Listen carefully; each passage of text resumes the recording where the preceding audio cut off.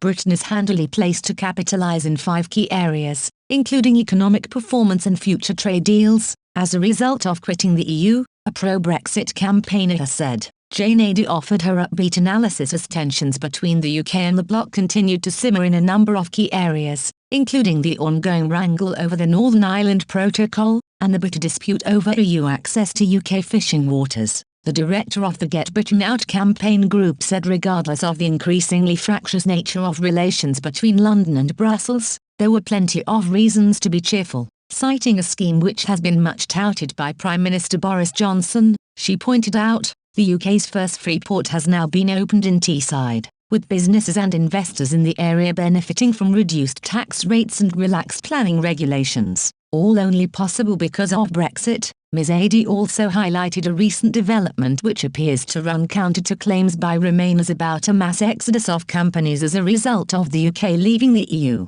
She explained, the fuel company Royal Dutch Shell, now to be simply known as Shell, has decided to close their Dutch HQ and base all of their operations from the UK because of our global focus after Brexit. With respect to the square mile, Ms Adey suggested Britain was likewise in a good position as a result of unshackling itself from Brussels. She said, the EU has been forced to extend the ability of European businesses to use financial services clearinghouses in the City of London, because EU-based clearinghouses cannot meet demand and EU businesses do not want to abandon their established relationships with London-based firms, highlighting an increasingly alarming situation which has seen Austria impose a full lockdown in the last few days. Ms Adey added, the UK economic growth forecasts are set to outpace the Eurozone by a substantial margin, as many countries on the European continent are being forced to return to lockdowns due to an escalation in COVID cases. Finally, in reference to the UK's stated aim of forging new post-Brexit trade relationships,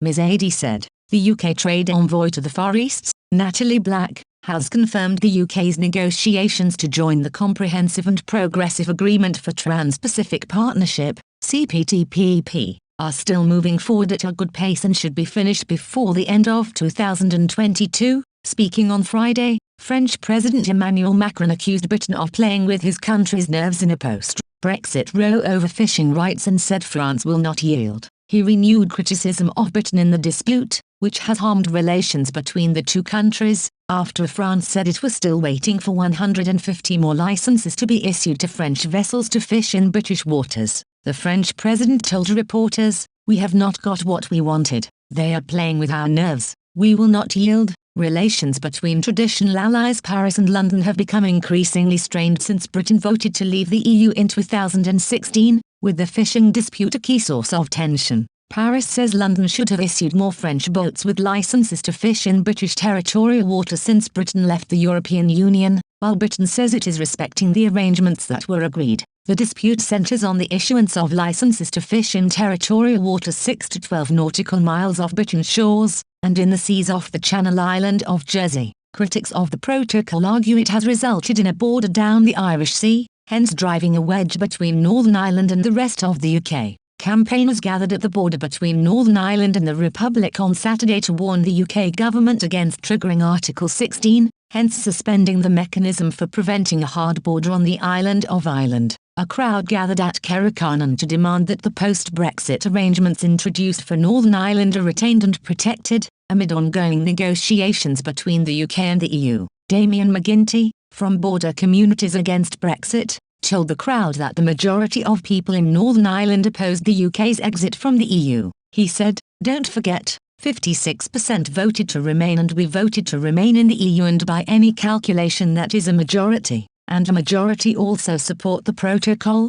The DUP do not speak for us." Mr McGuinty took aim at Brexit chief negotiator Lord Frost, and called his approach to Brexit disgraceful. He stressed, "The European Union have a critical role to play here." He said that if the UK does trigger Article 16, which would suspend elements of the protocol, the EU must stand in solidarity with Ireland and stand in solidarity with the people who live in this region.